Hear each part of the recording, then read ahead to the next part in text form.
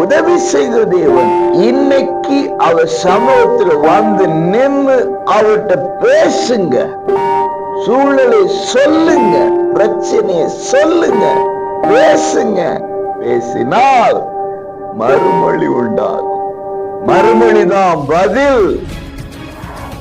அன்பு உறவுகளே, இயேசுவின் நாமத்தில் மனதார வாழ்த்துக்கள். இயேசப்பா உங்களை ஆசீர்வதிப்பாருங்க. யோவேல் 2:19 கர்த்தர் மறுமொழி கொடுத்து, பிரியமானவர்களே, மறுமொழி கொடுத்து என்றால் நாம் முதலிலே மொழி கொடுக்க வேண்டும்.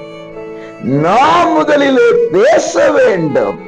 ஜெபம் நாம் பேசுகிற ஒன்று, பாடல் நாம் பேசுகிற ஒன்று, ஸ்தோத்திரம் துதி அவரை நோக்கி பேசுகிற ஒன்று, இருதயத்தை ஊற்றுதல் அவரை நோக்கி பேசுகிற ஒன்று, தேவ சமூகத்தில் மௌனமாய் அமர்ந்திருத்தல் கூட அவரை நோக்கி பேசுகிற ஒரு விஷயமாக கர்த்தர் பார்க்கிறார்.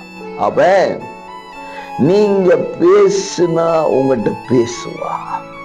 நீங்கள் அவரை நோக்கி மொழி கொடுத்தால் மறுமொழி கொடுப்பார். அப்படின்னு என்ன அர்த்தம்? பதில் செய்கிற தெய்வம், பேசுகிற தெய்வம், உதவி செய்கிற தேவன்.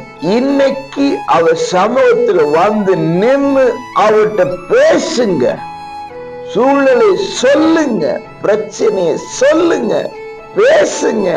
பேசினால் மறுமொழி உண்டாகும். மறுமொழிதான் பதில். பேசுங்க, கூப்பிடுங்க, டாடி அப்பான்னு கூப்பிட்டு பேசுங்க.